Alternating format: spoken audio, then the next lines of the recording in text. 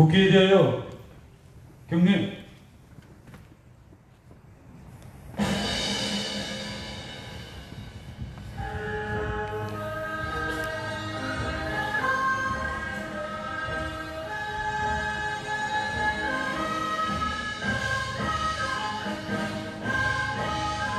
나는 자랑스러운 태극기 앞에 자유롭고 정의로운 대한민국의 무궁한 영광을 위하여 충성을 다할 것을 굳게 다짐합니다.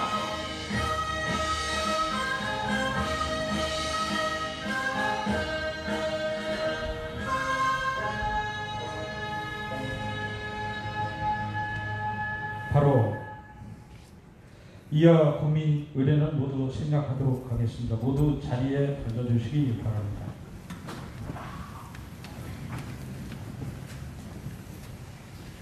이번 행사를 위해 많은 협조를 해주신 한 분을 소개를 하도록 하겠습니다. 한 분 소개할 때 많은 박수 부탁드리겠습니다. 우리 이 자리를 마음껏 쓰도록 해주시고 전 직원을 동원을 해서 협조를 해주신 우리 권영로 국립대전석채원 원장님을 소개를 하겠습니다.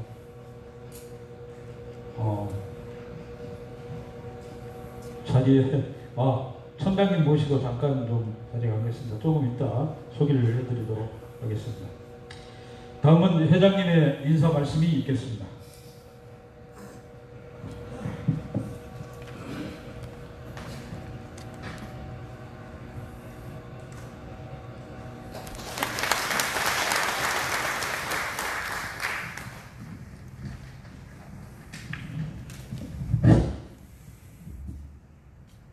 반갑습니다, 여러분. 그리고 감사합니다. 이 어려운 시기에 이렇게 우리 임업의 발전을 위해서 또 우리 협회의 발전을 위해서 어려운 발걸음을 해주신 것에 대해서 진심으로 깊은 감사를 올립니다.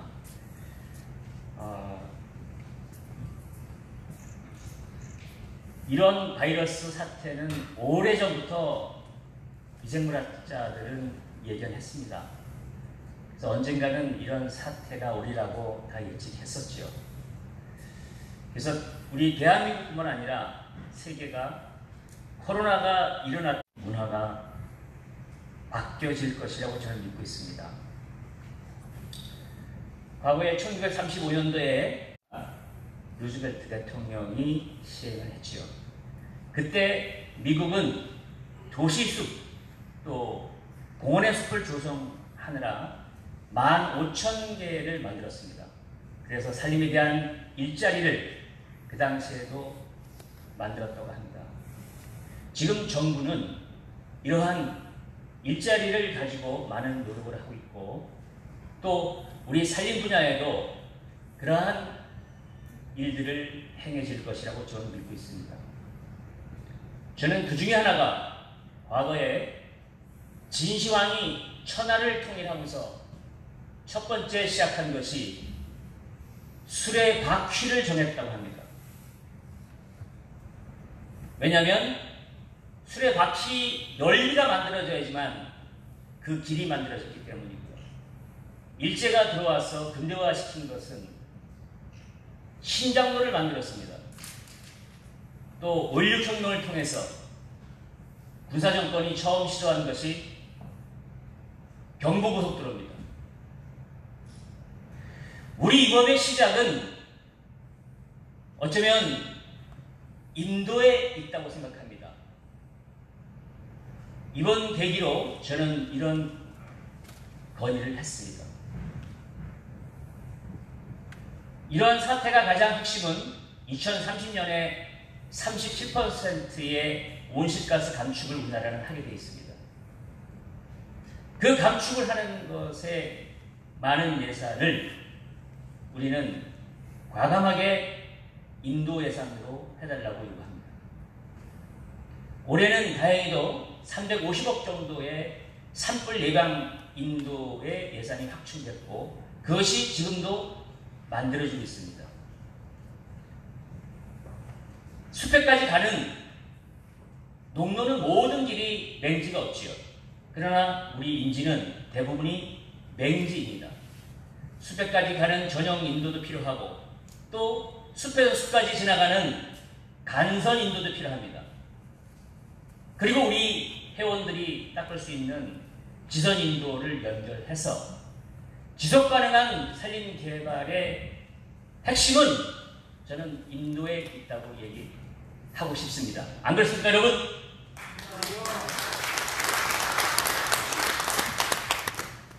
또 한 가지는 오늘 총장님 좀 전에 이야기하면서 핵심 주제가 도대체 농막에는 화장실이 있는데 우리 경영관리사에는 화장실이 없다는 것에 대해서 많은 이해를 하시고 아마 저는 이따 총장님 모시겠지만 올해 반드시 우리 경영관리사에도 화장실이 들어갈 수 있다고 생각합니다.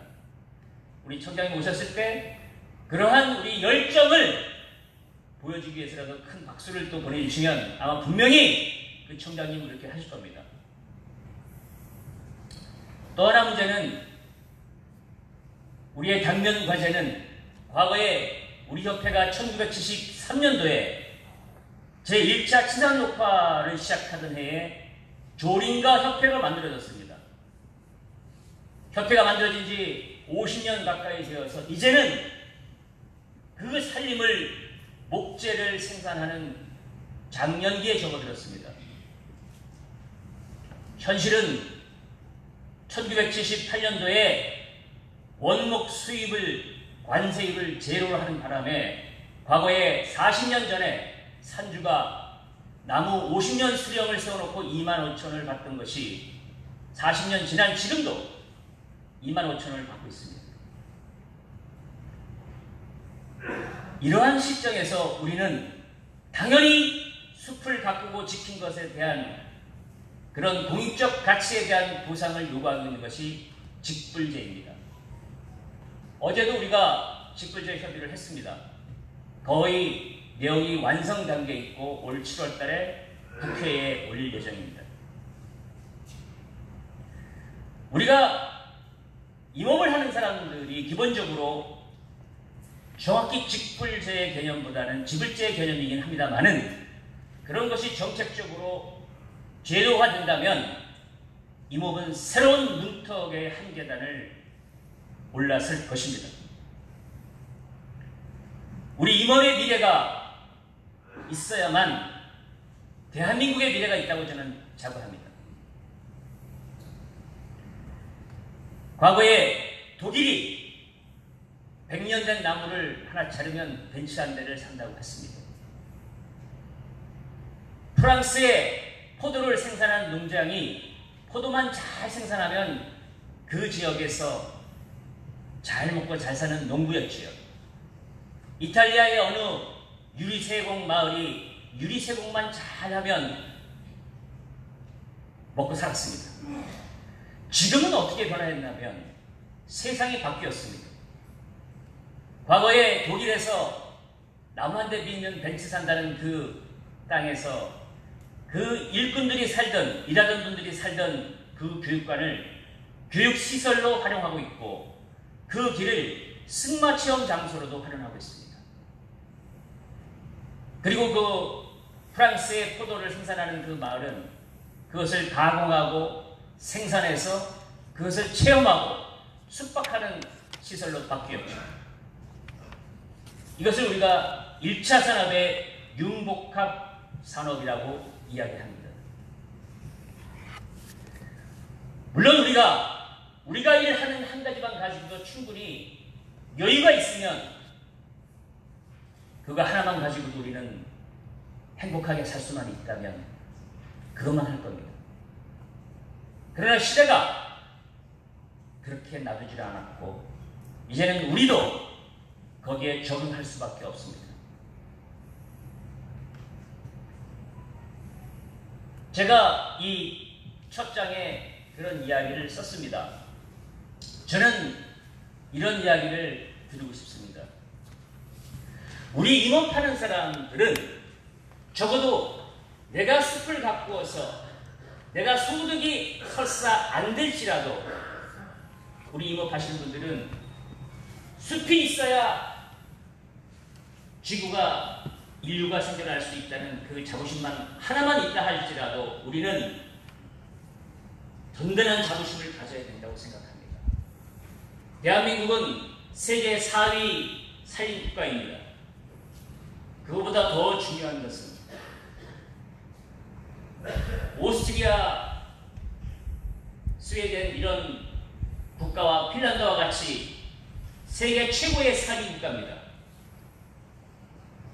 이제는 과거의 정책들이 일본의 관제임업을 통해서 만들어졌다고 한다면 이제는 우리의 임업을 대한민국만이 가질 수 있는 임업을 만들어 가야 합니다.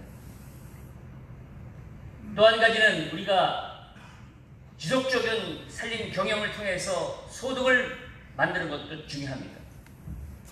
그렇지만 우리가 갖고 있는 숲의 산림의 자원적 가치, 자산의 가치에 대한 권리도 포기할 수 없습니다.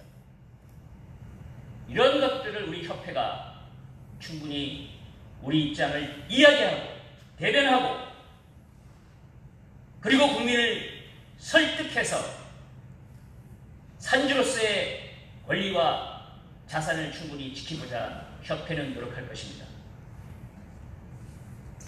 오늘부터 우리가 2일 동안 하고자 하는 것은 이제까지의 모델학교의 형태를 조금 벗어나서 실제 현장에서 우리 회원들이 할 수 있는 그런 역할을 협회가 하기로 했습니다. 그래서 우선적으로 농업에서만 농장을 갖는 것이 아니고 우리 임업에서도 농장의 타이틀을 가져야 합니다. 그 농장의 타이틀을 갖기 위해서는 공모사업을 진행해야 됩니다. 이제까지의 공모사업은 농업에서도 마찬가지였고 우리 산림에서도 많은 실패를 거듭해왔습니다. 그런 실패를 거듭되는 것은 한편으로는 국민의 세금을 가지고 헛되이 쓰여졌던 것도 사실입니다. 이제는 오늘부터 시작하는 우리 공모사업팀에서 공모사업을 제대로 준비하고 그것에 대한 성과를 반드시 결실을 맺을 수 있도록 우리 협회가 함께 하겠습니다.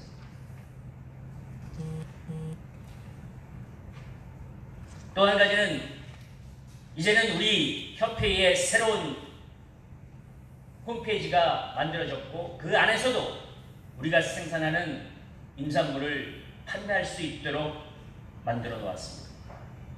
그런 것들을 우리가 단연간 SNS 교육을 통해서 이제까지 해온 것들을 실용할 단계에 와 있습니다. 다 아시겠지만 우리 임산물은 농업과 달리 부가가치가 높은 사업입니다. 그러한 부가가치 높은 사업을 제대로 평가받을 수 있게 우리 스스로가 거기에 대한 준비와 설명을 할 수 있어야 됩니다. 단적으로 말씀드리면 우리나라에 최근에 미국과 한국이 중국의 어느 지역에서 유기농산물의 농장을 102개를 계약했다고 합니다. 이는 국민들이 요구하는 유기 생산물이 농업에서는 생산하기 매우 어렵다는 뜻입니다. 단연코 우리가 생산하는 임산물은 상대적으로 유기농산물 한 단계 위인 자연농법에 준한 그런 물건들을 만들어내고 있습니다. 그러나 그것을 우리가 그런 좋은 상품을 만들었다고 해도 그것을 설명할 수 있고 그림을 보여줄 수 있고 이력제를 우리가 설명할 수 있어야 됩니다. 그러기 위해서는 당연히 우리가 이제까지 해온 SNS를 통해서 모든 세상은 핸드폰 하나로 열리는 세상이 되었습니다. 그런 것도 우리가 긍정적으로 생각하고 적극적으로 대응을 해서 그런 유통사업 쪽에서도 협회가 진행할 것입니다. 또한 우리가 융복합 시대에 와서 단순히 창고를 만들고 임산물을 생산한 것 외에도 우리가 할 수 있는 모든 틈새를 협회에서 생각하고 그것에 대한 공약을 실행하겠습니다. 한편으로는 창고 위에 태양광도 올려볼 수 있는 생각도 해보고 또 뒷동산에 풍력도 한번 만들어보는 계획도 만들어보겠습니다. 우리가 생각하는 모든 소득에 관련해서 협회가 고민하고 생각하겠습니다. 저는 우리의 꿈이, 우리의 가족의 꿈이, 우리 대한민국의 꿈이 우리 살림을 통해서, 협회를 통해서 바로 오늘 이 자리에서 시작된다고 생각합니다. 감사합니다.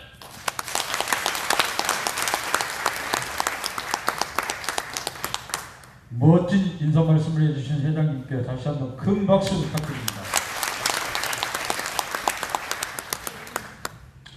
다음은 홍보정책교육본부장님의 인사 말씀과 간단한 소개가 있겠습니다. 먼저 윤창효 홍보본부장님의 인사 말씀이 있겠습니다.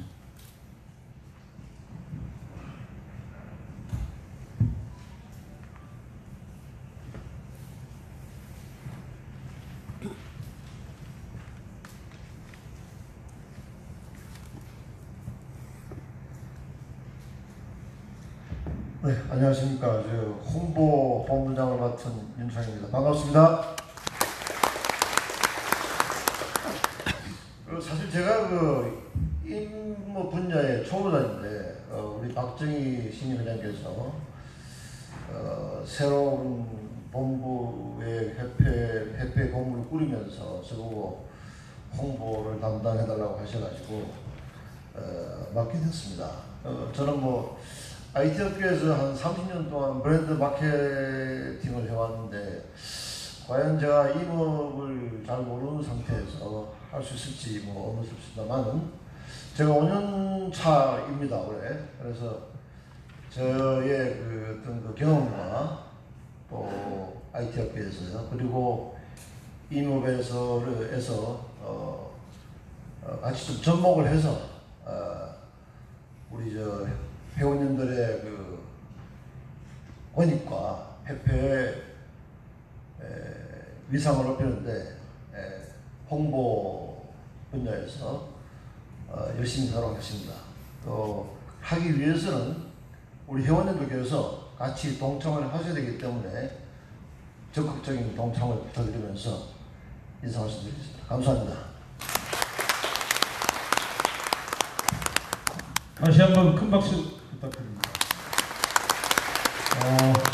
우리 홍보부님께서는 현재 IT 업계의 CEO로 계시고 주로 또 홍보에 관한 업무를 보고 계십니다. 앞으로 우리 협회의 홍보를 통해서 발전을 일으켜 주실 분입니다. 다음은 이오균 정책본부장님을 소개합니다.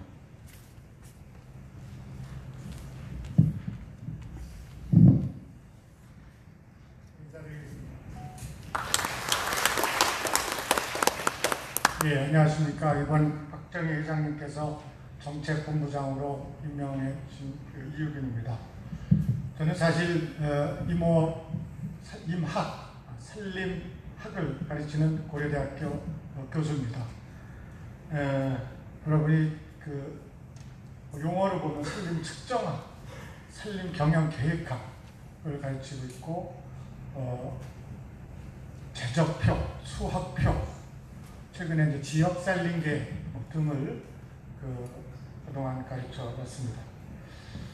그리고 최근에 이제 영림계획과 관련된 이러한 것도 제가 이제 공부를 해왔습니다만, 최근에 이제 기후변화와 관련된 여러 가지 이슈에서 살림의 술이 이제 변하는 과정, 생장도 변하고, 종류도 변하고, 수종도 변하고, 근데 탄소 흡수원에 관련된 여러 가지 개량화 하고 있습니다.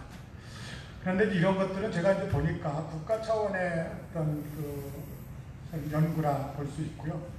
제가 우연한 기회로 한 7, 8년 전에 그 이사를 가면서 주변에 있는 그 산을 동네 분들의 권유로 사게 됐습니다. 제가 이제 산림경영학 교수이고 또 그 산림학을 전공했다 그러니까 산을 많이 알 것 같다는 생각에 아마도 권해드린 것 같습니다. 그러나 제가 실상 그 산을 사놓고 보니까 그런 얘기입니다만 자원으로서 환경 자원으로서 국가 측면 또 국민 측면에 이런 것들은 많이 압니다만 알 수도 있습니다만 이 산주 측면 산업 측면에 대해서는 제가 아는 바가 거의 없더라고요.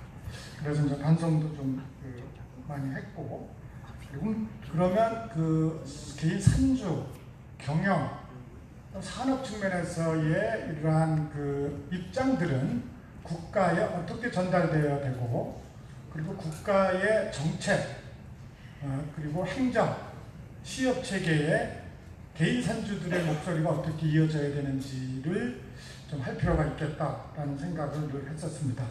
그래서 저의 그렇게 하면서 저도 임업 경영 체에 등록을 하고 독립가 신청을 하고 저희 산의 산림 경영 계획을 수립해서 나름대로 해보는데 굉장히 어려운 것을 알았고, 그런 차에 이제 박정희 그 회장님께서 정책본부장을 해보지 않겠냐는 그 명을 하셔서 잘 모릅니다만 좀 꾸려봐보려고 수락을 하게 됐습니다. 이따 이제 전현선 센터장님께서 강의를 하실 텐데요. 제가 며칠 전에 만나서 독립가에 대해서 하신다 하더라고요. 그런데 이런 말씀을 하셨습니다. 제가 약간 먼저 그 예고편을 드리면, 독립가는 무엇인가를 먼저 하는 사람이다. 그러니까 잘할 수도 있다. 근데 누군가가 일반화시켜서 그거를 정책으로 가져가는 게 필요하다라는 말씀을 해주셨는데, 그러한 또 여러분이 잘 하시는 부분을 일반화시켜서 정책적으로 가져가는 것이 저희 정책본부의 역할이고 병행협회에 건의를 해야 될 역할이 아닌가 생각합니다. 그런 면에서 정책본부 위원들하고 열심히 해보도록 하겠습니다. 아직 손재관 부위원장님 보고 나머지 위원님들 못 뵀는데 이따 뵙고 인사드리면서 앞으로 방향도 구상하고 회원님들과 함께 가도록 하겠습니다. 고맙습니다. 우리 정책본부장님께 다시 한번 큰 박수 부탁드립니다. 다음은 우리 김웅 교육본부장님의 간단한 인사 말씀이 있겠습니다.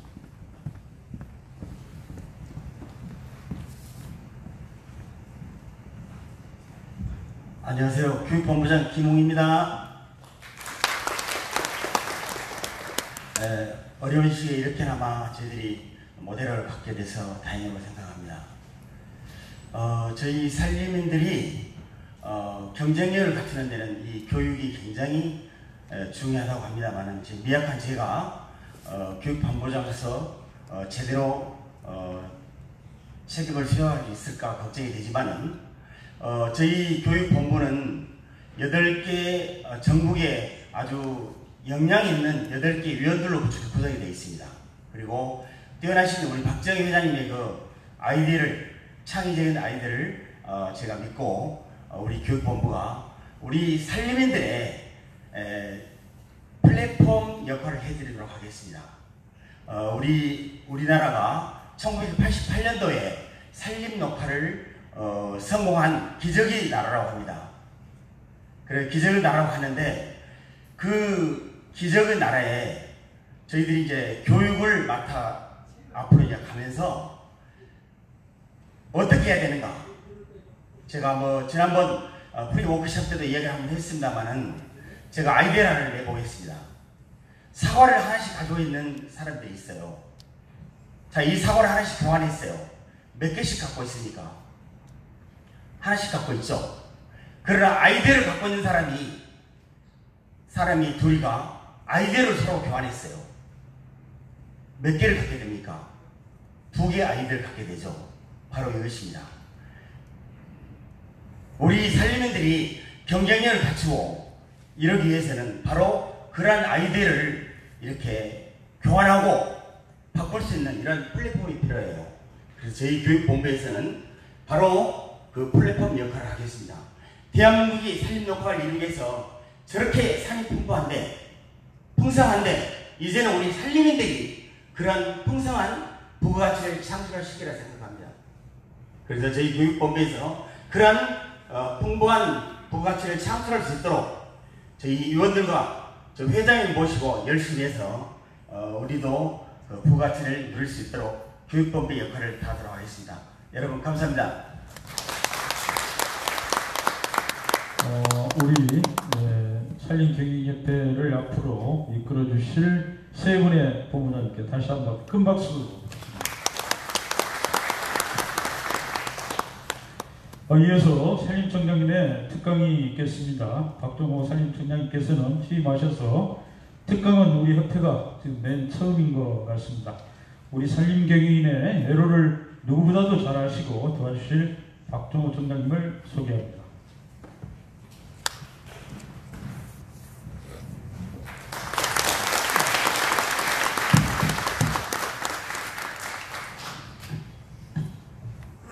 좀 먹겠습니다. 이거 넘기는 거는 누가 넘겨?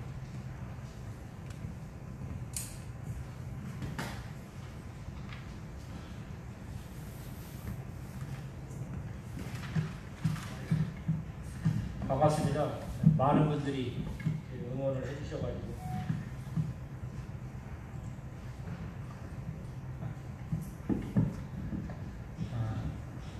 부족함이 굉장히 많은 사람입니다.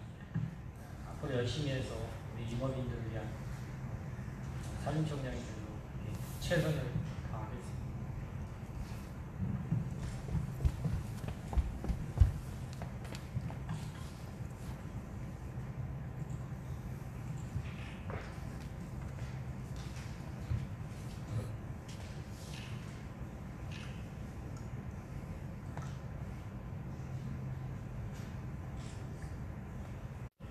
처음으로 이렇게 뵙게 되고 중간에 우리 박정희 회장님하고 임업 후계자 회장님은 제가 개인적으로 방문을 해서 이런저런 이야기를 들었습니다. 어쨌든 산림청장 임명될 때 많은 분들이 응원을 해주셔서 부족한 제가 내부에 우리 산림청이 제가 32대 청장인데 내부에서는 좀 5명이 됐더라고요. 그래서 이제 개인적으로 굉장히 영광이고 언제까지 할지 모르겠지만 제가 가지고 있는 산림청에 30년하고 제가 임학을 전공한 것까지 하게 되면 40년의 제가 산림인입니다. 그래서 뭔가 제 자신에 대한 어떤 홍보나 이런 것보다는 뭔가 우리 산림이나 인업에 조금이나마 제가 이렇게 할 수 있는 역할을 다 하는 것이 문재인 대통령께서 저를 임명해 주시는 것에 제 소명을 다하는 거라고 생각을 하고요. 기본적으로 좀 제가 생각했던 거는 저도 이제 나이가 자꾸 들다 보니까 자꾸 얘기를 하다 보면 옛날 얘기하게 되고 옛날에 제가 경험했던 사무관 때 우리 산림이나 인업을 봤던 걸 가지고 자꾸 이야기를 해서 조금은 이제 많이 여기 이제 저보다 오늘 원로 우리 산림경영인 원로분들도 제가 만나고 그랬지만 조금은 이제 길을 많이 열어야 되겠더라고요. 그리고 제가 알았던 것이 또 잘못 알 수도 있고. 그래서 저는 산림청의 30년 중에서 산림 자원국에 14년을 근무했습니다. 그러니까 이제 산림 자원분야에 나무 심고 가꾸는 데서 주로 사무관, 과장, 국장, 차장, 청장까지 다 차장, 청장까지 하게 되면 거의 제 산림청의 반을 제가 이쪽 산림 자원 분야에 했어요. 근데 제가 사무관 때 알았던 것이 지금 과연 현장에 맞느냐 하는 부분들이 여러 가지 고민되는 일들이 많더라고요. 제가 알았다고 생각했던 것들이 이미 시대가 바뀌고 환경이 바뀌었는데 과거의 제 방식대로 하는 것이 과연 옳은 거냐 하는 그런 내 스스로의 고민을 좀 많이 해야 될 것 같고, 오늘은 제가 지금 2시 반까지 잡혀 있는데 간략하게 발표 준비한 거는 간략하게 하고 한 20분 정도 질의응답을 받도록 그렇게 하겠습니다. 뵙게 돼서 굉장히 반갑고, 이런 기회를 마련해 주신 박정희 회장님, 우리 최남영 우리 전남 지회장님, 우리 대선배님이신데 고맙습니다. 응원해 주시고, 어쨌든 저희가 몇 가지 하고 있는 부분들은 제 임기 동안에 최선을 다하고 그렇게 먼저 이렇게 말씀드리고 진행하겠습니다. 이게 뒤가 안 보이고 그래가지고 이거 보시죠.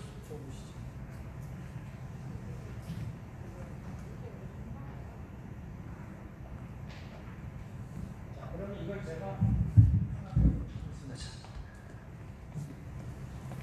자, 다음 넘겨주세요. 이게 좀 여기가 아마 저 강당이다 보니까 강의장이 아니고 강당이다 보니까 어쨌든 이제 코로나에 대한 여러 가지 상황인데 이 부분을 조금 이제 나이 드신 분들도 그렇고 젊은 분들도 그렇고 코로나 이후에는 우리나라 사회가 산업이 국가가 전반적으로 바뀔까 하는 거는 이게 시대적인 흐름입니다.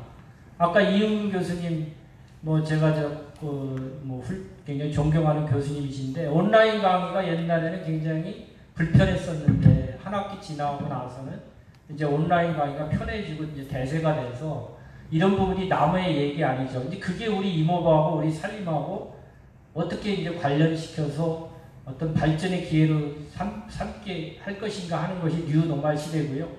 다음부터 갑니다. 이런 부분에서 이제 우리 한국 사회는 저성장 시대에 들었어요. 수축사회라고 해서 이번에 세종시 지역의 국회의원이 되신 그 홍성국 의원이라는 분이 대우 아마 증권 사장하셨던 분인데 그분의 베스트셀러가 수축사회입니다. 저나 우리 선배님은 성장사회에 익숙해져 있어요. 인구도 늘어나고 1인당 국민소득도 늘어나고 경제성장도 늘어나고 다 확장되는 거였어요. 아파트도 사기만 원으로 오르고 땅도 사기만 오르고 근데 이미 우리 한국 사회는 인구도 줄어들고 경제성장도 줄어들고 다 줄어들기 시작했어요. 이제 생각을 많이 바꿔야 된다는 거죠. 이제 여러 가지 부동산이든 뭐든 과거처럼 무조건 가지고 있다고 해서 돈이 되는 게 아니고 뭔가 이제 선택과 집중하지 않으면 오히려 땅이 비용이 되는 거예요. 재산세만 내고. 이제 생각을 많이 해야 된다는 거죠. 이 수축사회라는 거에 이제는 익숙해져야 됩니다. 과거처럼 그렇게 고도성장이라든가 인구가 늘어나서 사람을 구하기 쉽고 그런 시대가 아니라는 거죠. 그래서 이 수축사회라는 의미를 아마 기회가 되시면 유튜브를 들으셔도 되고 글이 잘 있는지 수축사회라는 책을 한번 읽어보시면 생각할 게 많습니다. 다음부터 갑니다. 그리고 사회 불안 평화에 대한 이런 부분이 최근에 뭐 트럼프도 그렇고 중국의 시진핑도 그렇고 푸틴도 그렇고 일본의 아베도 그렇고 다 자국 보호주의예요. 과거에 자유무역 시대에 지금은 자유무역 협정이라는 게 없어졌잖아요. 제가 과장 때만 해도 FTA 협상 때문에 농민들 농림부 앞에 가서 시위하고 막 그랬잖아요. 이제 자유무역의 그런 것이 이제 퇴색해가고 자국 이익을 위해 가지고는 외국에서 들어오는 임산물이나 농산물에 막 고유 관세를 매기고 하는 것이 일상화됐다는 거죠. 자, 다음부터 갑니다. 산림 부분에서 저희들이 이제 뉴딜 할 때 이게 제가 생각했던 거는 1998년도 7년도에 IMF 위기 때 미국에서 딱 제가 유학해가지고 들어왔어요. 그래서 숙박국이 그때 사업을 공공근로 사업을 처음 시작을 했는데 이게 아이디어가 어디였었냐면은 미국에서 그 정책학을 제가 들을 때 미국의 경제 대공황기에 시빌리안 콥스라고 해서 시민 보전단을 만들어서 미국의 지금의 여러분들 가보시면 그 옐로우스톤이라든가 요세미트 내셔널 파크라든가 또 미국의 구규림에 진입로 그 다음에 편의시설 숙박국이 그때 다 했어요. 미국은 그 당시에 워낙 거기가 오지다 보니까 청년들을 6개월간 오지에다가 숙박시설을 마련해가지고 진입로 만들고 그래서 미국에 오늘날 그 많은 국립공원의 인프라라든가 진입로라든가 또 숙박국이나 이런 부분들을 했던 거죠. 그래서 그때 아이디어를 얻어서 저희 숙박국의 공공근로 사업을 제안을 했고 이것이 정부에서 우수한 평가를 받아가지고 우리가 치산독하기 갔던 남은 시무들이 당시에 351억이 저희들 용린 예산이었어요. 그러니까 때는 됐는데 조림 예산만 받았고 숙박국 예산이 없었죠. 그래서 이걸 성공적으로 하고 정책적으로 바꿔가지고 제가 잊지도 않습니다. 1776억으로 99년도 예산이 5배, 4배 정도가 늘어났죠. 그래서 그게 이제 정책 숙박국으로 돼서 오늘날 숲을 가꿀 수 있는 예산이 당시에 500억, 지방비까지 한 500억이 한 3,000억이 됐고 제가 떠나고 나서 임상석 국장이 제 후임으로 와가지고 국가만 한 3천억, 지방비까지 포함하면 한 4천억, 5천억이 숙각고기 쪽에 투입이 된 거예요. 그러니까 10년간 어떻게 보면 5조가 투입된 게 우리나라 숙각고기 사업입니다. 자, 그래서 이거 좀 길게 말씀을 좀 드렸고요. 자, 다음 부탁드립니다.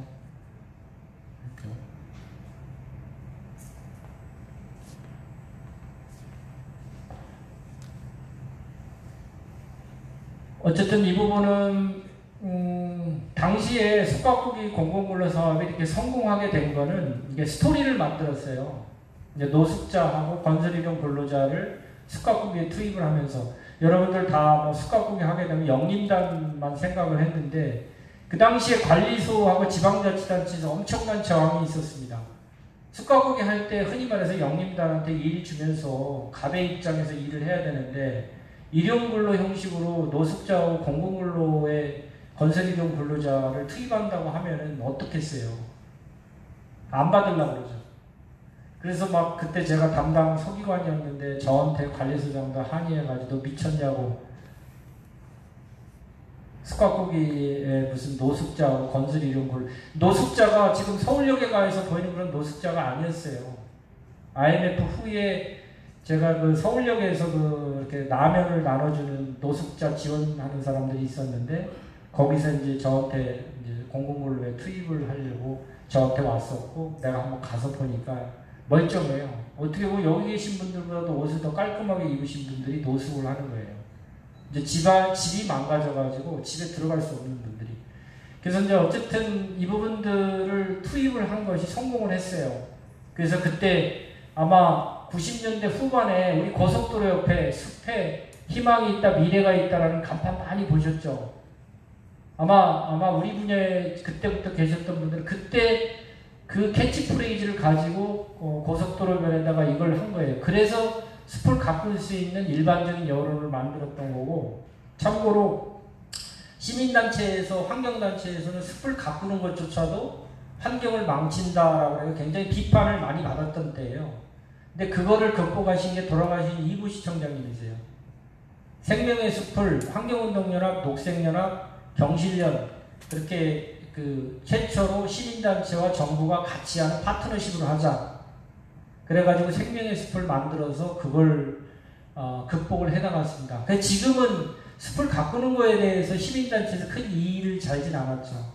근데 제가 그때 담당할 때만 해도 언론으로부터 뭐 숲을 망치는 숲가꾸기니 뭐니 해서 아마 1998년도, 2000년도에 기사 검색해 보시면 그런 기사가 엄청나게 많을 겁니다.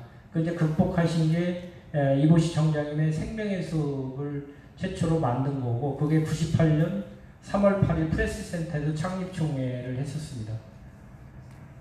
이게 이제 말씀하신 대로 뭐 여러 가지 그 당시에 나왔던 부분들, 여기 보면 뭐 숲속으로 떠난 노숙자에서 당시에 이재정, 지금 이재정 의원님이 아니십니다. 이분은. 그 다음에 이게 다보스 포럼하고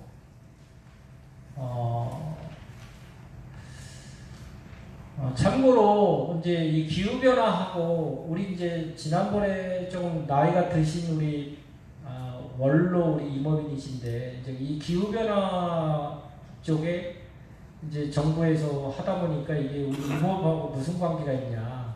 흔히 말해서 예산이 임업인들한테 가야 되는데 왜 기후 변화 대응하는데 가느냐라고 이렇게 오해를 하고 계시더라고요. 근데 여러분들 그 직불제를 극복해 나가려면 기후변화 같은 거하고 이렇게 링크를 시켜야 돼요. 나무를 심고 가꾸는 것이 탄소를 저장하는 거다. 기후변화에 기여를 한다. 기후변화에 기여하는 건 우리 환경에 그렇게 기여하지 않느냐. 그러니까 나한테 뭔가 직불제를 달라. 이렇게 논리를 전개해야지 그냥 내가 소득이 낮으니까 직불제를 달라. 이 논리만 가지고는 안 된다는 거죠. 그래서 기후변화는 여러분의 우군입니다. 오해를 하시고 산림청에서 왜 기후변화하는 국제협력에다가 예산을 투입하느냐. 국제협력에 지금 들어가는 돈이 300억밖에 안 돼요. 2조 2천억에서 국제협력에 들어가는 게 1.5%밖에 안 됩니다. 근데 제가 저기 산림자원정책국장 밑에 국제협력이 있었을 때 국제협력을 하니까 그렇게 많이 오해를 하고 계시더라고요. 근데 어쨌든 직불제를 관철시키려면 소득이 낮다는 이유만 가지고 안 됩니다. 그래서 이게 뭔가 기후변화에 우리가 나무를 심으로써 가꿈으로써 탄소를 우리가 저장하니까 그거 우리한테 페이버를 줘야 된다. 그래서 오해는 앞으로 하지 말라고 제가 설명을 좀 드립니다. 뭐 이거는 제가 넘어가도록 그렇게 하겠습니다.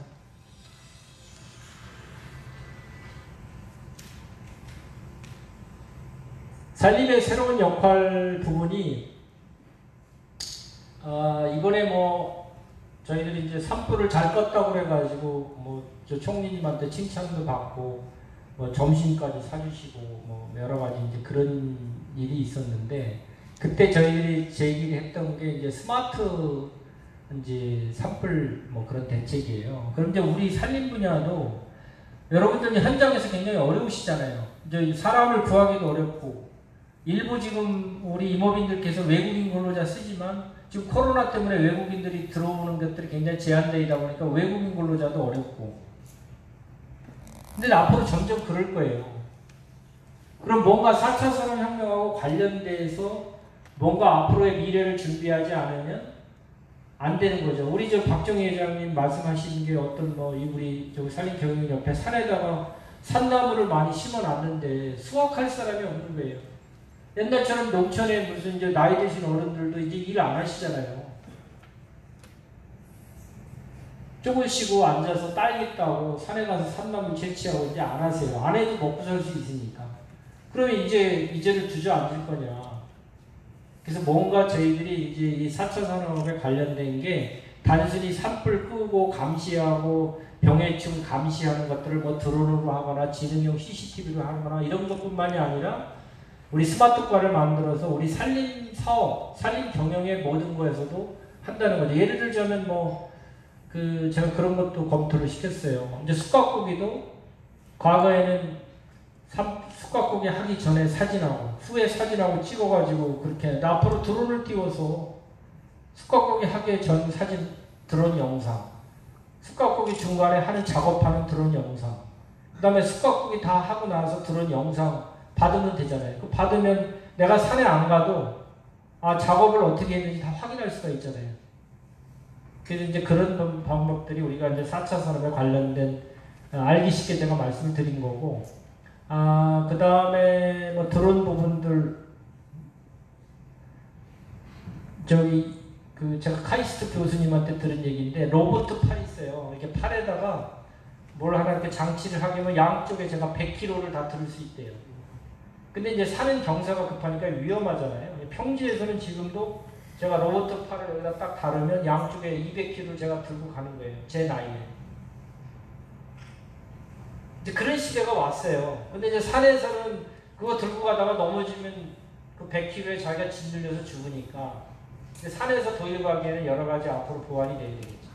그만큼 빨리 변하고 있다는 걸 제가 말씀을 드리기 위해서 그 말씀을 드립니다.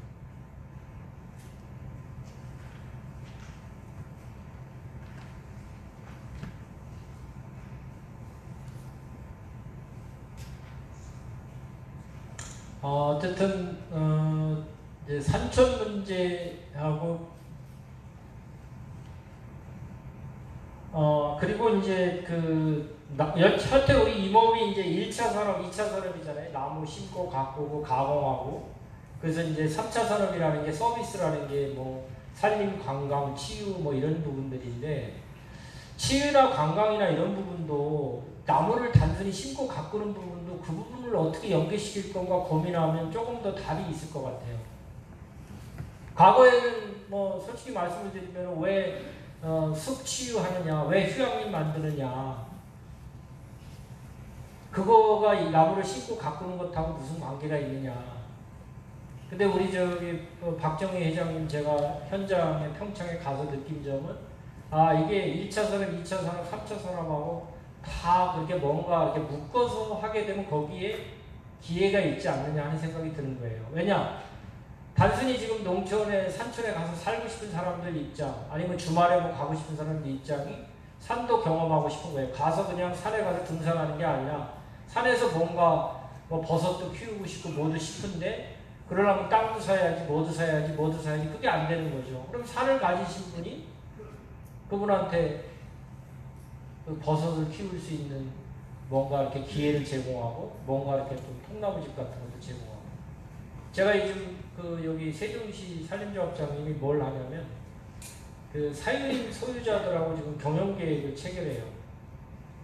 그러면 그러면 나는 산림조합장님한테 평당 1,000원을 내고 1년에 한 50평 정도면 5만원 내는 거죠. 그러면 이제 평당 1,000원이면은 1헥타르당 300만원이잖아요.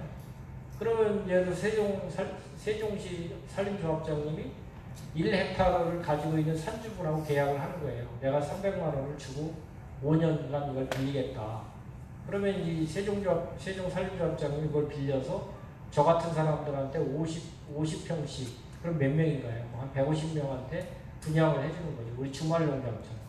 그러면 저는 한 5년간 1년에 5만원씩 25만원만 내면 거기 5년 동안 거기다가 더덕도 재배하고 버섯도 재배하는 거죠. 그리고 산주는 1년에 300만원이면 5년이면 1,500만원을 거기서 받는 거고. 어차피 뭐 개발도 안 되고 그걸 거기다 나무 심고 하는 것보다 누가 그거 하겠다고 그러면 주말 산지 농장이죠. 이제 그런 것들도 하나의 이제 여러 가지 생각할 게 많다는 거죠. 단순히 우리가 과거의 방식에 이제 벗어나지 마시고 이제 그런 부분을 같이 고민해달라 그런 얘기입니다.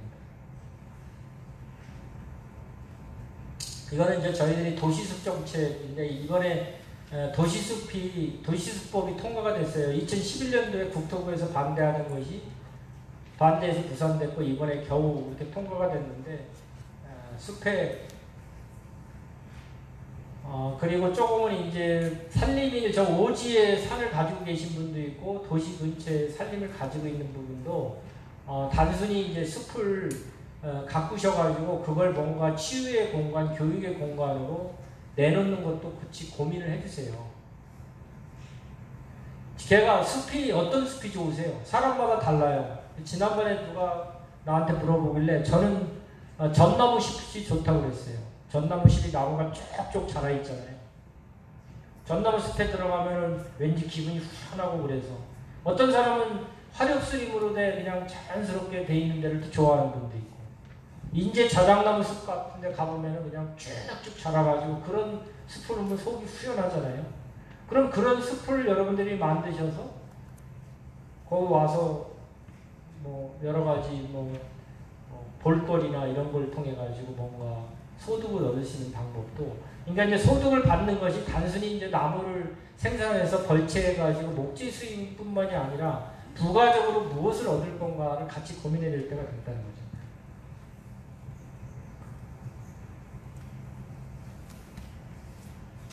어쨌든 일자리 문제는 우리 산림 분야에서 해결을 하려면 전통적인 조림, 숯가꾸기, 목재 생산, 산림보호 이런 것뿐만이 아니라 산천, 복지, 산업하고 같이 가겠다는 것다. 공공분야 민법. 스마트 부분은 아까 잠깐 설명을 드렸으니까 길게 설명을 안 드리겠습니다. 저희는 이제 산림 쪽에, 재해 쪽에, 경영 쪽에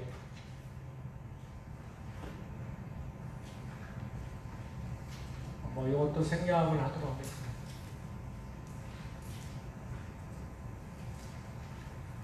지금 이제 드론이라는 게 지난번에도 이 농업 과수원 같은 경우도 과거에는 이제 그 사과나무 같은 거, 배 같은 거 그 수분시킨다고 그러죠. 이렇게 꽃가루 뿌려주는 거를 사람이 다 했는데 이제 드론이 다 한다고 그러더라고요. 그만큼 이제 사실 과수농업 하시는 분들이 굉장히 이제 노동 집약적이어가지고 힘들었는데 앞으로는 이제 조금씩 이렇게 이제 경쟁력이 있을 것 같고 우리 산림 쪽에는 또 최근에 좋은 뉴스가 지금 사과 같은 경우도 자꾸 북쪽으로 올라간다고 하더라고요. 남쪽이 이제 기후변화 때문에 잘 안 된대요. 그래서 이제 사과가 지금 경기도를 지나서 이제 강원도까지 갈 거라고 하더라고요. 그러면 우리가 지대가 높은 산을 가지고 있으신 분들이 나무를 베가지고 거기다 과수를 심을 수는 없지만 지금은 이제 산에다가 대부분 하는 게 여기 충청 남북도에서 하는 게 밤밖에 없는데 앞으로는 산에도 기존에 조금 이제 그런 지역이 있으면 사과 같은 것도 우리 산에서 뭐 농림부하고 해결해야 될 문제지만 이제 그런 것도 하나의 기후변화에서 남쪽에서 지금 사과 주산지에서 사과를 키울 수 없다고 그러면 자꾸 높은 데 있는 우리 산을 가지신 분들한테 기회가 되는 거잖아요. 그 부분도 저희들이 한번 고민을 해볼 필요가 있겠더라고요.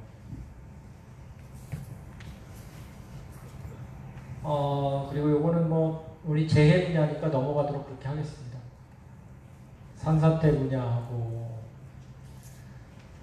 그리고 이제 국민의 안전이나 이런 부분은 국민소득 3만 불 시대에서는 사람이 굉장히 중요합니다.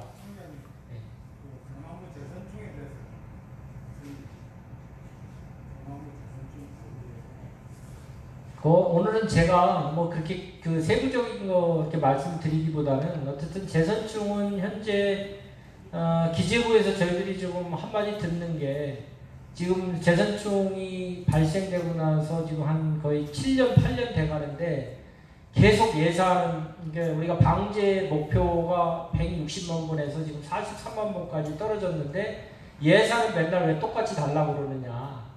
그래서 계속 매년 예산 딸 때 어려움이 있어요. 그래서 이제 처음에는 제주도에서 집단적으로 발생이 돼서 방제 비용이 이제 적게 들어가는데 헥타르당 아니면 번당 지금은 이제 전국으로 여기저기서 이제 소나무 재선충병이 발생이 돼서 각각의 이제 비용들이 이렇게 뭐 나눠서 하다 보니까 비용이 많이 들어가고 예산은 전체적으로 똑같이 들어간다 하는 건데 재선충 문제는 여러 가지 방제 방법이라든가 훈중 방법, 그 다음에 파쇄해가지고 하는 방법, 뭐 수간주사 넣는 방법 여러 가지가 있는데 사실은 이게 세 가지를 다 해보는 거예요. 선택적으로.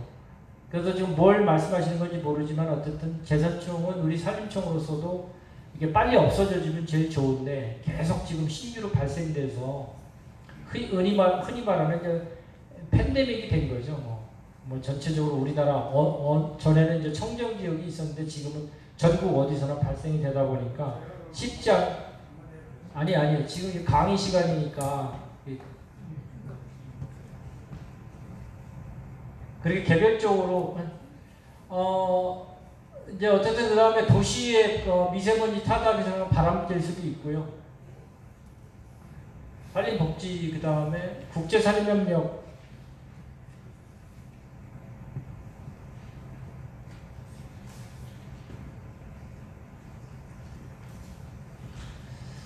조금 더 그 관심이 많은 이 부분에 조금 집중을 하도록 그렇게 하겠습니다. 그리고 한 20분 정도 질의응답을 받도록 그렇게 하겠습니다.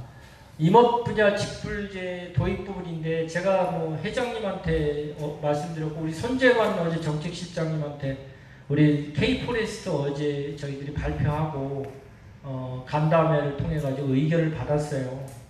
근데 제가 누구라고 말씀을 못 드리고 유력 정치인인데 꽤 뭐 유력하신 분이에요. 근데 이제 제가 청장이 임명이 되고 그래서 산림청장이 됐으니까 무엇을 그렇게 하고 싶냐. 그래서 이제 제가 한 3가지 정도를 말씀을 드렸고 그 하나가 이제 임업인들을 위해서 임업 직불제하고 임업 세제 부분을 좀 하겠습니다. 그랬더니 대뜸 하시는 이야기가 이렇게 돈 많은 사람들한테 직불제를 줍니까? 대뜸 이러는 거예요. 제가 법을 통과시키기에는 많은 어려움이나 난관이 있겠구나. 그게 우리 산림을 전혀 모르는 분의 시각인 거예요.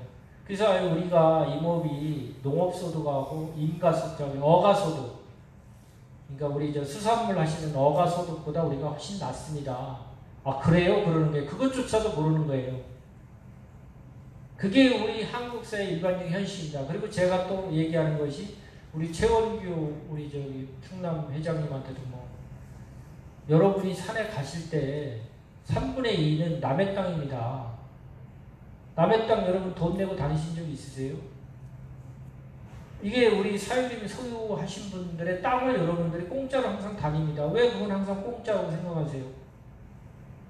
그분들은 예를 들어서 이 산림의 어떤 그 환경 공익적 기능 때문에 나무 하나 베는 것도 다 정부로부터 신고해야 되고 그렇습니다.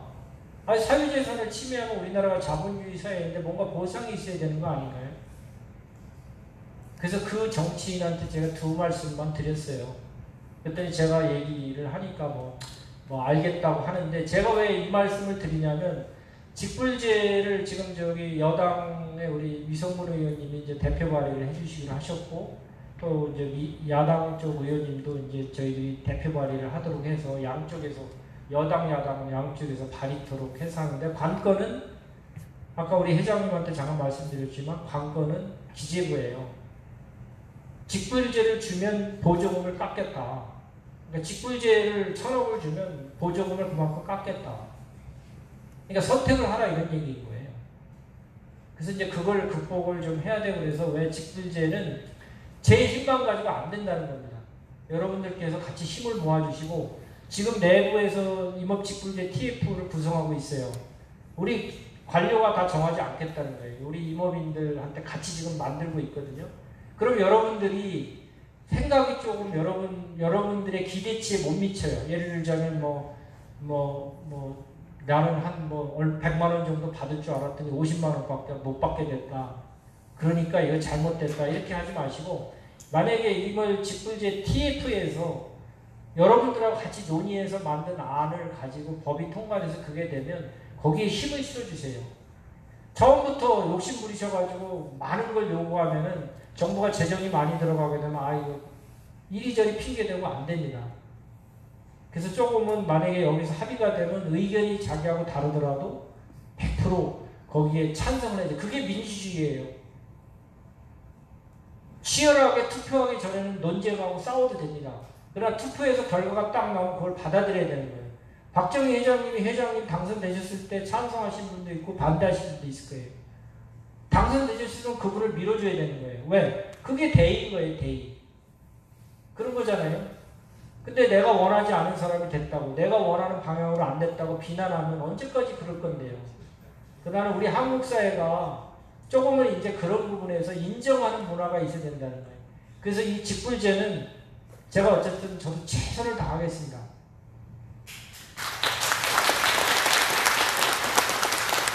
그래서 최남용 전남지회장님이 여당 우리 농림해양수산연의 간사님이 서삼석 의원님이 되셨어요.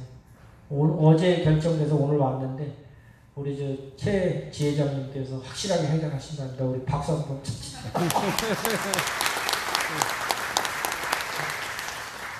그래서 이 부분은 어쨌든 이제 저희들이 이 부분을 지급 대상, 단가, 시행 시기 이 부분도 의견이 굉장히 많아요. 지금 이번 후계자하고 경영협회도 그렇잖아요. 여러 가지 지금 제가 제일 지금 앞으로 고민거리가 지급 대상에 대해서 이제 경영인협회 쪽에 조금 포커스를 둬야 되느냐 후계자인데, 저는 경영인협회 쪽에 조금 더 포인트를 저는 가지고 있어요. 왜? 아니 그 부분은 그렇다고 해서 싸우시면 안 돼요. 임업 후계자도 어쨌든 임업인이고 임업 경영인협회도 임업인이라서 조금은 인정을 하면서 저는 이제 좀 그런 생각들을 가지고 있다는 말씀 좀 드리고 여러 가지 같이 좀 도와주시면 고맙겠습니다. 세제 부분은 지난번에 전 회장님이 정원주 회장님이 기재부의 이제 세제실에, 근데 우리나라 세제실이 가장 보수적이에요. 뭘 이렇게 개선하기도 참 어려워요. 지금 예를 들어서 코로나 때문에 정부 재정 정책을 확대하잖아요. 예산을 지금 이렇게 막 9%씩 10%씩 예산을 늘려요. 근데 경제성장은 지금 9%가 되지 않잖아요. 작년 예산도 9%가 늘어났어요. 그럼 경제성장이 9%가 안 되기 때문에 어디선가 세금을 더 걷거나 아니면 국채를 발행해야 예산이 늘어나는 거잖아요. 금년에도 지금 560조, 70조 얘기가 나오면 또 한 10%를 늘리겠다는 거예요. 그럼 10%를 늘리겠다는 얘기는 어디선가 세금을 더 걷어야 되거나 아니면 국채를 발행해야 되는. 그렇게 되면 기재부에서는 돈은 많이 써야 되는데 세금을 깎아달라고 하는 안을 우리가 냈었을 때 기재부에서 시기적으로 굉장히 안 좋은 거예요. 이 세제가. 이 코로나 때문에. 그래서 어쨌든 우리가 저는 항상 솔직하게 말씀을 드립니다. 제가 원래 촌놈이라서 이렇게 말 돌려서 못하는데 이 세제 부분이 지금 분위기가 되게 안 좋게 돼 있어요. 내부적으로 TF를 만들지만 야 지금 저 코로나 때문에 정부 예산도 늘리고 뭐 국민들한테 1인당 얼마씩 주고 해서 돈이 많이 필요한데 돈을 내가 깎아주는 정부 저기 산림청에서 이게 저기 우리 임업인들을 위해서 세제 개편 해달라고 그러면 아이 그거야 청장님 얘기는 무슨 뜻인지 아는데 아니 정부도 이게 뭐 무한정 빚을 늘려가지고 지금 할 수는 없는 입장에서 더 깎아달라고 하시면 되겠습니까? 분명히 그렇게 나올 거란 말이에요.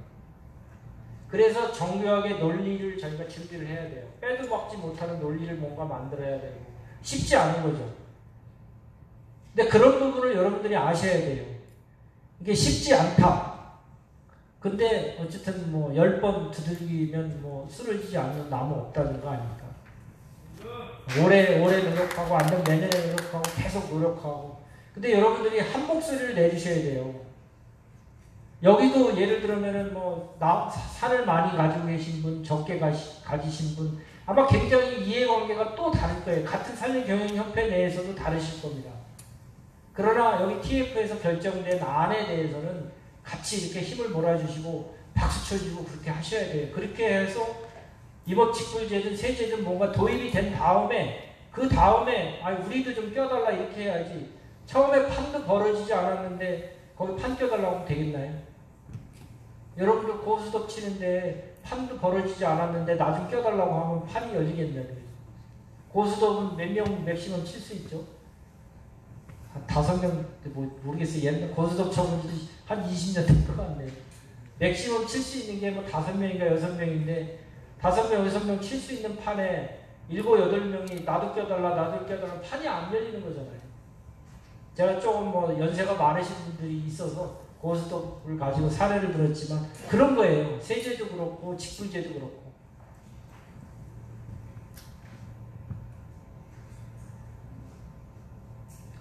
경제력 육성 이 부분은 제가 좀 이 경제력의 부분에 대해서는 제 책임이 제일 커요.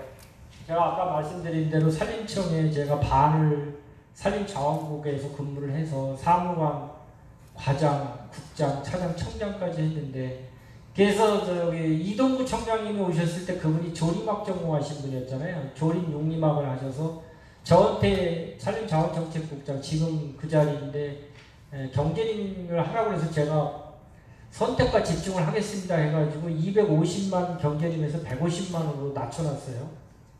그래서 정말 이제 그 목재 생산하고 그 다음에 목재 생산의 위에 어떤 임업 부산물을 통해서 돈이 되는 쪽에 같이 포함시켜서 경제림을 할 거냐, 목재 생산 쪽으로 할 거냐. 그래서 당시에는 150만만 목재 생산을 하고 나머지 뭐 100만 정도는 뭐 우리 거기다가 뭐 산나물 심든 뭐 하는 것들 이제 그렇게 하는데 쉽지 않은 거예요. 그래서 저는 현재 지금 이번에 이제 경제인 이분도 재편을 좀 하도록 그렇게 한 거는 이제 목재 생산 플러스 뭐 어떤 산에서 다른 부분까지 같이 하는 개념으로 이제 경제림을 가자. 어떻든 이제 임업 경영의 나라 독일이나 어느 나라에서도 경제림이라는 용어는 없어요. 이카나미 포레스트라는 용어는 없어요. 뭐 커머셜 포레스트, 뭐 상업 목적으로 아니면 목재 생산을 위한 산림, 뭐 상업을 목적으로 하는 산림, 뭐 이런 식의 용어는 있어도, 그러니까 누가 보면 경제림 하니까 우리 산림을 안 하신 분들은 돈이 되는 산림이구나 이제 이게 일반적인 인식이잖아요. 근데 목재 생산 가지고 지금 돈이 됐냐 이런 얘기죠. 그리고 목재 부분은 아무리 국산재 가격을 높이 받으려고 해도 철저하게 국제 시장 인터내셔널 마켓에서 움직이는 거잖아요. 여기를 나무를 사려고 하는 사람은 아무리 제가 국산 목재를 사라 우대해 주겠다 하더라도 다른 데서 싸게 사면 러시아 가서 사고 일본 가서 사고 그러거든요. 왜? 시장이니까. 돈의 흐름대로 움직여요, 사람은. 여러분들도 마찬가지잖아요. 비료를 하나 살 때도 싼 데 있으면 거기 가서 사시려고 그러지. 그러니까 이제 좀 이게 쉽지 않다는 거예요. 목재 생산 부분에 대해서. 그래서 뭔가 이 목재 생산에 너무 모든 걸 올인했던 정책들이 지금까지 성공을 하지 못했으니까 목재 생산 플러스 다른 부분하고 같이 가서 좀 돈이 되는 쪽으로 가야 된다. 그것이 1차 산업이든 2차 산업이든 뭐 치유, 관광 뭐 이런 거 같이 포함되는 뭔가 좀 그렇게 가겠다는 겁니다. 경영 부분 이거는 저희들이 뭐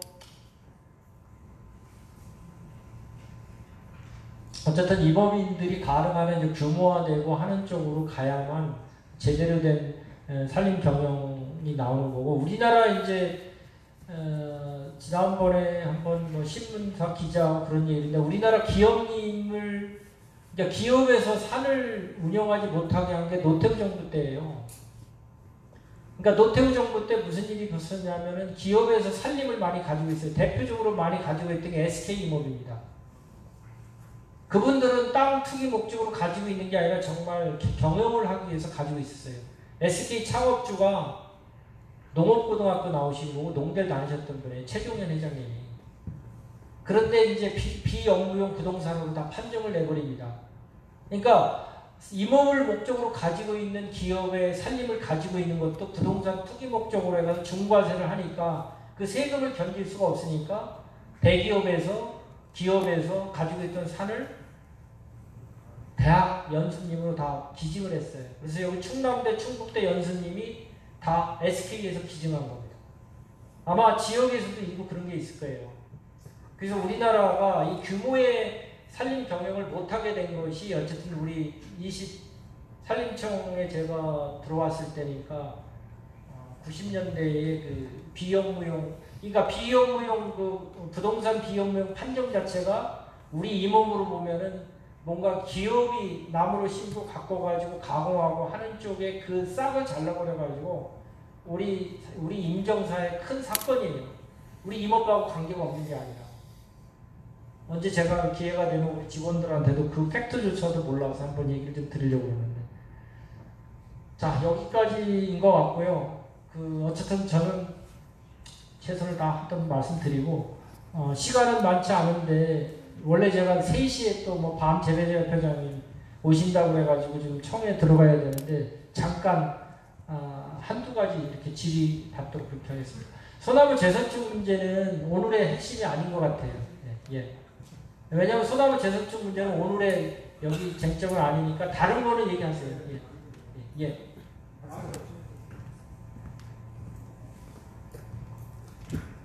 괜찮습니다. 우리 지회장님은 그런 경남도에 박상균 이제 우리 협회 이상. 예. 첫 번째 임업 경영체 등록을 각 시군 산림과나 산림조합에서 할 수 있습니다. 지금 몇 군데 정리하고 이런 데는 또 산림조합하고 우리 어른가들은 너무 불편하고 감량이 하고 이런데 우리 그걸 갖다 왜 이 법을 어떻게 만들 처음에는 모르나 모르게 하고 그러지 말고 시비랑 바다 밑에 한 5,000m 내려가시고 약간 더 좋다면 더 가고 이게 뭐래요? 무슨 이런 법을 만들었으면 힘들어.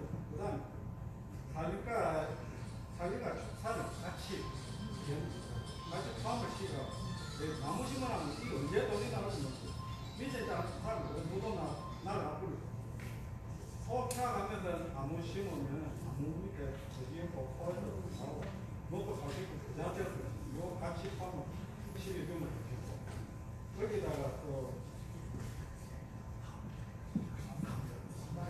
내 질문 다른 사람은 매치 하는 사람 그게 괜찮습니다. 나는 이 분야 전문가입니다. 좋은 말이고. 마이크를 주라고 마이크 안 주고. 마이크를 하나 주십시오. 산지축산 해주는 좋은 말이요. 산지축산 원래 하나 생각하고 있어. 메모를 내가 여보 이건 나중에 내가 드릴게요. 저 거기까지만 하시고 주시죠 저한테.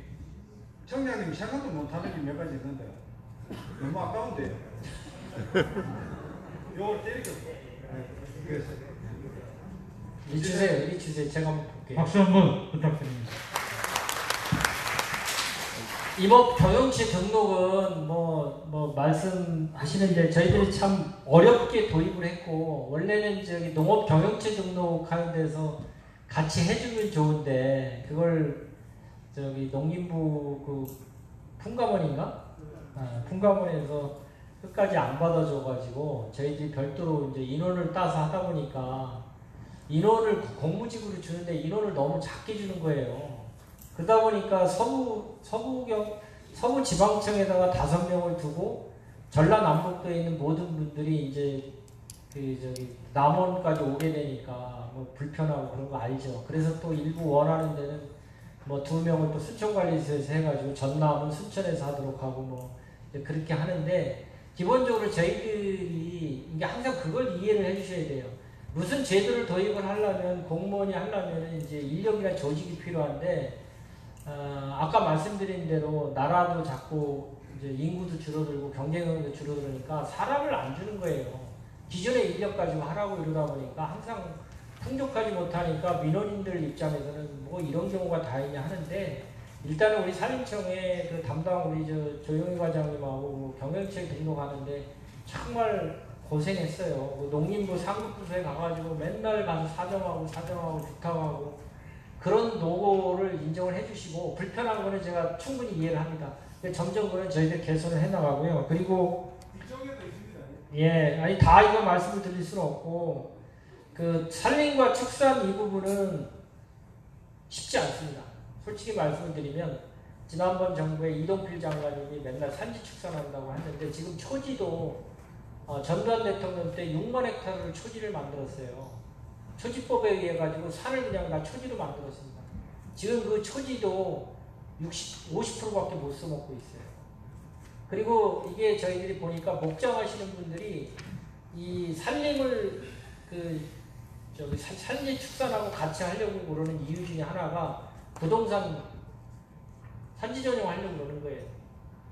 산에다가 나무 베가지고 나무 베서 나무가 많이 없어지잖아요. 그러다 소 키우고 양 키우고 염소 키워요. 그러고 나서 지방자치단체에다가 몇 년 있다가 지방자치단체 장한테 전용허가 신청해가지고 보전산지 임업용 산지를 준보전으로 받고 여러 가지 이런 이제 부작용이 많아서 요건 저희들이 이제 신중하게 선택을 좀 해야 되고 그리고 지금 우리나라 축산업이 지금 자꾸 경쟁력을 잃어가고 있는데 또 산까지 뭐 해야 될 거냐 하는 부분은 저는 다른 생각을 가지고 있어요. 의견 주신 거는 제가 한번 검토를 하도록 하겠습니다. 그리고 그 보전산지의 드론 공장, 드론 수리 이 부분은 뭐 전혀 산지 정책이니까 그 부분은 전혀 다른 얘기인 것 같고요. 뭐 이게 산불 면적 클 때는 사용시켜달라고 뭐 너무 감성이세요. 알고 있습니다. 저도 지금 뭐 굉장히 강력한 처벌을 산불 날 때마다 좀 가슴 아픈데 다만 여러분들 농가에서 저 주택 지실 때 화목 보일러 낼 때 굴뚝을 옛날에 다 벽돌이나 흙으로 만들었잖아요. 요즘은 그 건축사에다 맡겨놓으니까 그 철제로 만들어요. 근데 이게 화목 보일러 집안에서 때우면 화목 보일러 때문에 불이 나는 게 아니에요. 그게 밖으로 가게 되면 그 철제 굴뚝이 이게 T자형으로 해놨죠. 안 날아가려고. 시뻘개져요. 거기가 화목보일러에서 태우는 송진 같은 게 묻어 있어가지고 그게 연기인 것 같지만 시뻘개져요. 그러니까 거기 지나가다가 뭐 휴지나 나뭇잎 같은 게 되면 거기 불 붙어서 날아가는 거예요. 그래서 여러분들 꼭 농가주택 지을 때 화목보일러는 좋으신데 밖에 굴뚝은 꼭 저전물질을 그렇게 해주세요. 자, 한 번 더. 예. 자, 2분만 받도록 하겠습니다. 2분 가위바위보 하세요. 제가 계속 받으실 수는 없고, 예. 한 가지씩만 말씀해 주세요. 예. 저는 결국 청송에서 한 10여만 평에 매화만 심어놨습니다. 그런데 그 심기까지 어마어마하게 힘이 들었습니다. 왜 힘이 들었냐면 매화는 그 임원용 나무가 아니다. 아까 과수, 예. 과수라고 말씀하시는데 사실 보면 요새 매실이 과수로서의 기능은 거의 없어졌습니다. 안 팔립니다. 인건비가 안 나옵니다. 그래서 저는 보는 매화를 보기 위한 장소를 만들기 위해서 중국에 100몇십 분 갔다 그 일본 대만에서 세계에서 400여 종의 약을 수집해가지고 특히 우리나라 같은 경우에는 전형기념물을 비롯한 소나 모명에 이런 걸 흑개공을 키우는 그런 장소로 만들고 있는데 그럴 때마다 이거는 왜 임야 이런 걸 하느냐 바시해라 그 지방단체에서 그럼 이거는 임산물이 아니다 아까 거기 따라 인사철 산화가 높은 지대 고지대로 그 심을 숫자 했듯이 몇십도 나도 그렇다 왜냐하면 처음에 양천항에서 시작한 게 지금 지대적인 장소는 제가 있는 경북 진송 그리고 중국에서는 칭다오 그 일대의 벨트가 세상을 자리라고 판단해가 내가 이렇게 하고 있다 이렇게 이야기해도 제일 나는 그 하는 게 왜 나무를 갖다가 인공용 나무하고 그 과수용 나무를混合해가지고 심지 못하게 하느냐 거기에서 나는 항상 똥을 갖고 있습니다. 자, 이제 여러 가지가 이제 장단점이 있어요. 이제 예를 들어서 감 같은 경우도 뭐 떫은 감은 우리 거고 뭐 단감은 뭐 농민부 그런데 두 가지가 있더라고요. 농산물 과수로 되어 있으면 뭐 피해를 봤었을 때 좀 산림 분야보다는 피해 보상받기가 좀 쉬운 측면이 좀 있고 또 뭔가 산속에 지금 말씀하시는 농지에 심은 게 아니고 이제 산에다가 지금 하시려고 그러는 거잖아요. 그리고 이제 매실을 목적으로 아니라 매화꽃을 가지고 관광자원으로 하시려고 하는지 뭐 그런 건데 여러 가지 이제 부처 간에 가지고 있는 그 정책 수단들이 다르다 보니까 어떤 분은 농업으로 해줘야만 유리한 게 있고 어떤 분은 또 산림으로 해야만 유리한 게 있는데 저희들이 어쨌든 산지 과수 부분은 앞으로도 이게 제기가 될 것 같아요. 아까 사과 문제를 어느 분이 저한테 얘기를 하더라고요. 뭐 어느 분이 이제 사과가 자꾸 남쪽에서 안 돼서 북쪽으로 가는데 우리가 북한까지 가서 심을 수는 없으니까 결국은 이제 어느 순간에 산에다가도 이제 사과를 심게 해달라고 요청이 들어왔었을 때 산림청에서 이제 적극적인 준비를 해야 되지 않느냐. 그래서 좋은 아이디어입니다. 그래서 이제 언젠가는 농림부하고 이 부분은 교통정리를 해야 될 것 같아요. 과수도 산에 심으면 우리 거고 그 대신 이제 피해나 이런 것 때는 또 다르시잖아요. 왜 농민은 이제 사과나무 심어서 피해 볼 때 포해 안 해주고 산림청은 또 왜 안 해주느냐. 또 이렇게 나오거든요. 그래서 이제 그런 부분들도 다 우리가 종합적으로 해야 되니까 좋은 말씀 듣겠습니다. 자, 뒤에 분요.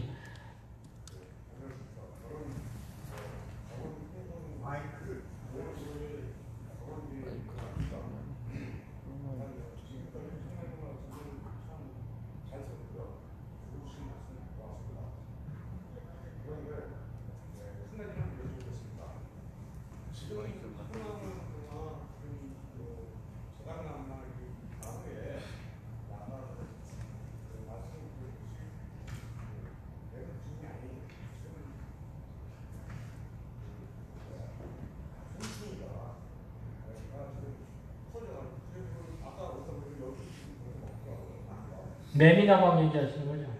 그런데 산림청에 아마 모르게 몰라서 이미 관계는 하고 있습니다. 그리고 하는 것이 뭐냐면 주위에 산을 만들고 있어요.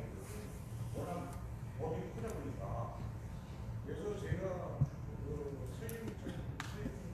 산림청 가서 노래를 했더니 문제가 뭐냐면 인원이 발생하는 게 없는 거예요. 내가 산림 방제를 대입해보면 된다는 것이나 하는 방제를 한푼이 나면 오늘 대입도 하듯이 했더니 못하는 이유가 민원 때문에 오는 거예요.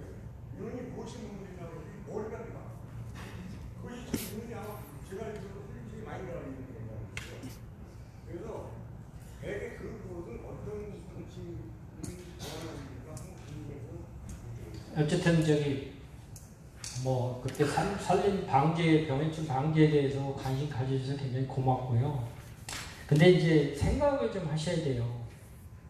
제가 병해충학을 배울 때 그 교수님이 완전히 이제 어떻게 보면 경제학자도 아니잖아요. 병해충 방제를 할 거냐 말 거냐의 기준이 뭔지 아세요? 병해충 방제를 해서 생기는 이익하고 병해충 방제 비용하고 병해충 방제를 해서 얻는 이익이 클 때 항상 병해충 방제를 해라. 여러분들 사과나무에 농사 질 때 아니면 벼에 농약을 뿌릴 때 농약을 뿌려서 이익이 돼야만 벼에다가도 농약을 뿌릴 거 아니에요. 산림도 마찬가지인 거예요. 가끔은 제가 그런 생각을 합니다. 여기다가 매년 2천억씩 소나무 재선충하고 병해충 방지에 2천억의 세금이 들어갑니다. 내 돈이 아니죠. 우리 국민의 세금인 거예요. 가끔은 제가 이거를 그냥 다 해야 되는 건가. 정말 우리가 필요한지요. 소나무 같은 경우도 굉장히 중요한 나무. 그러니까 항상 여러분들이 정부가 뭘 할 때 남의 일이 아닌 거예요. 정부가 박정호가 여기 산림청장에 무작정 돈을 쓰면 그게 그냥 그걸로 끝나는 게 아니라 나나 내 자식이 내 친척이 누군가 세금을 내야 되는 거예요. 그러니까 항상 이제 그런 거고, 두 번째는 그 민원 문제도 결국 국민이 만들어내요. 지금 밤나무에 그 농약을 뿌리게 되면 지금 얼마나 민원이 많이 들어오냐면은 그 밤나무 농약 때문에 우리 피해를 봤다. 보상해달라. 그래서 이제 여러 가지로 정부가 이게 민원 핑계를 대는 게 아니라 그 민원을 내는 게 국민인 거예요. 인정을 하지 않는 거죠. 야, 그거 죽게 놔버려도, 뱀이 나가 그거 죽게 내버려도. 심지어는 뭐 소나무 저기 옛날에 솔리박파리 항공방지했죠. 야, 그거 죽도록 내버려도 왜 뿌리는 거야? 거기 농약 뿌리게 되면 소나무는 살는지 모르지만 거기 있는 곤충 다 죽어. 그래가지고 생물이라든가 환경단체에서는 그렇게 반대를 많이 하는 게, 이제 그런 부분을 종합적으로 이해를 좀 해주시고 관심 가져주면 될 것 같습니다. 됐습니다. 이제 거기까지만 하시고. 네,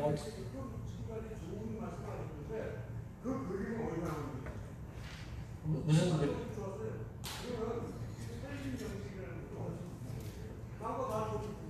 아니, 그러니까 이제 저희들이 제가 말씀드린 대로 지금 소나무 재선충이나 2천억을 제가 투입한다고 그러잖아요. 그게 산림을 위한 예산이지, 그 누구를 위한 예산인가요? 그거 제 산림 아니에요. 그 산림 2천억을 들여서 우리가 재선충이 뭐 지금 하고 있잖아요. 예를 들어서 저희들이 하려면은 뭐 여러 가지로 돈이 없어서 못하는 경우도 있지만은 돈도 있고 다 있는데 민원이 굉장히, 자, 그건 여기까지, 왜냐면 정책적인 게 아니니까. 자, 되셨나요? 시간이 없으니까 제가 간단하게 한 가지만 좀.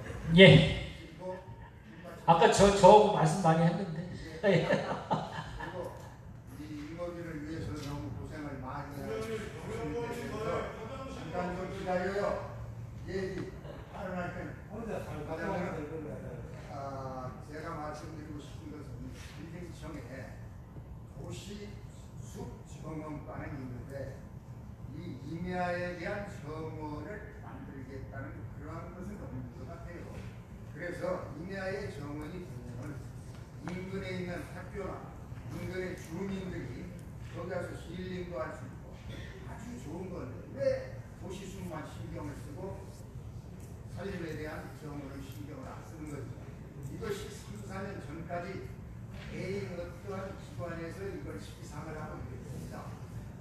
숲정원이 밝혀 있었으면 임야 정원이, 근데 지금은 완전히 전후 상태고 그냥 산이 아름다워져요. 보는 사람도 있고. 아무튼 저기 선배님, 네, 그 말씀하시는 건 제가 알았고요. 그 뭐 산의 정원은 산림경관이라고 해서 임상석 기획조정관이 우리나라 임학자 중에 최초로 산림경관으로 박사학위를 받았으니까 아름다운 산림경관을 만들어서 우리나라 전체 산을 아름다운 정원으로 만들도록 한번 제가 지시를 드릴게요. 전체를 말고 일부가 됐더라 한번 할게요. 그리고 저기 말씀하신 거 산림경영 막사의 그 화장실 문제는 그 오늘 아침에도 어제도 아마 우리 손재관 정책실장님이 말씀하셨죠? 뭐 말씀하셔서 오늘 마침 뭐 산지관리과에서 좀 뭐 얘기가 돼서 좀 한번 적극 검토를 제가 할게요. 왜냐하면 제가 뭐 아까 회장님한테 잠깐 말씀드렸는데 그 일단 산림경영막사를 허용해주면 어떡하라는 얘기냐. 이미 벌써 누군가는 똥을 싸고 오줌을 쌀 거 아니에요. 그럼 산림경영막사라는 게 1년 중에서 150일을 산속에서 일을 할 텐데 그럼 어떡하라는 거냐. 근데 우리 세대는 아무데나 싸도 돼요. 솔직히 말씀드려요. 휴지가 없어도 종이 가지고도 해결할 수 있고 저기 솔잎까지 아니죠. 솔잎은 안 되고 저 화력소 잎 가지고도 밑 씻을 수 있어요. 근데 지금 이제 사실은 뭐 30대 40대는 재래식 화장실 경험도 없어서 사실은 이게 화장실이 없으면은 이게 뭐 대변도 안 나오는 사람이 있어요. 우리 집사람 사례를 들었는데 제가 시골 촌놈인데 시집을 왔는데 충남 서천에 서울에서 이렇게 가게 되면 똥을 못 싸는 거예요. 그러니까 이틀 이상을 못 있는 거예요. 3일 동안 안 싸고는 안 되잖아요. 그러니까 이틀 만에 맨날 1박 2일로 제가 갈 수밖에 없어요. 우리 집사람 똥 싸야 돼서. 제가 이렇게 솔직하게 말씀드리면 그러면 산림 경영박사를 짓게 되면 뭔가 화장실 문제가 검토가 됐었어야 된다. 경영박사를 해주면서 화장실은 알아서 하라고 하게 되면 어떡하냐. 뭐 담당 사무관 얘기가 아니 그렇게 되면 뭐 별장 같은 거 짓게 되고 너무 이렇게 호화스럽게 해서 혜선이 야 그거는 일단 해봐. 리스크를 우리가 알아야지. 그래서 너무 부작용이 많으면 다시 뭐 못하게 하더라도. 그래서 제가 다행히 뭐 어제 손정은 실장님이 얘기할 때는 뭐 건축법에서 규제하는 건지 우리 산지관리법에서 규제하는 건지 몰랐는데 우리 산지관리법에서 규제하는 측면이 좀 있더라고요. 건축법하고 타법률은 제가 한번 또 보겠지만은 그래서 좀 적극 검토를 제가 할게요. 그런 부분은 그런데 너무 악용하는 사람이 많으면 정부가 공무원이 규제 억지로 만드는 거 아니에요.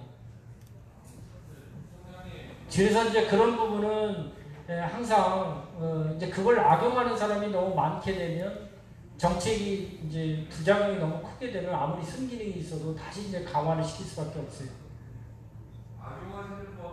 아니, 자 이제 그 부분은 제가 너무나 잘 알고 있는 거니까 악용하는 부분들이 그렇잖아요. 뭐 살인하지 말라고 해도 죽이는 사람이 있잖아요. 근데 이제 그런 사람이 10사람 중에 1명이면 괜찮다는 거예요. 근데 이제 그런 사람이 5사람 중에 10명 중에 5명이 돼버리면 정책적으로 다시 재검토할 수밖에 없어요. 그래서 이제 살인 그러니까 그것도 6평에서 10평 늘려달라고 하는 것도 가보면 그러면 자꾸 나중에는 이제 10평 해달라고 15평 해달라고 그래요. 15평 해달라고 하면 20평을 해달라고 그래요. 20평을 해달라고 하면 30평을 해달라고 합니다. 그러면 이제 산에 아무 규제가 없어지는 거죠. 그러니까 일반 대지하고 똑같아지는 거죠. 그러니까 이제 그런 부분도 조금은 이렇게 적정한 범위 내에서 정부 입장도 생각을 하시고 또 여러분들 입장도 생각하셔서 이렇게 적정을 자꾸 찾아가야 되지. 자, 네, 앉았습니다. 앉으세요. 그래서 총장님께서 이제 어쨌든 이렇게 오셔서 우리 임업 직불제하고 산지 경영관리사에 대한 화장실 문제는 이렇게 적극 검토하겠다고 약속을 해줬기 때문에 되는 걸 보고 우리 큰 박수로 마무리합시다. 총장님 3시에 약속이 있어서 말씀드립니다. 우리 유 전무님이 뭐 그렇게 자꾸 어쨌든 저는 적극 검토하겠는데 제가 제 권한이면 해드릴게요. 근데 이제 타법률하고 한번 봐야 돼요. 그러니까 제 권한이 아닌 거를 다 100% 약속 못하는데 제 권한이면 제가 적극 검토를 하도록 하겠습니다. 근데 어쨌든 여러분들께서도 꼭 부탁드리는 거는 임업직불제하고 임업세제 의견을 이 회의에 참석하시는 분한테 충분히 주세요. 그리고 이 TF에서 결정된 걸 가지고 제발 딴소리 하지 마시고 적극 밀어주세요. 그래서 제가 고수동 얘기 하셨죠? 그 판을 일단 깔아놔야 나중에 다시 들어올 수 있는 기회가 있는 거예요. 그 판에 못 끼시는 분들도. 그래서 이 TF에서 합의된 안이 나오면 그거 가지고 적극 우리 입법 과정에서 저희 도와주셔서 잘 하도록 저도 최선을 다하겠습니다. 고맙습니다. 열강을 해주신 총장님께 다시 한번 큰 박수 부탁드립니다. 고맙습니다.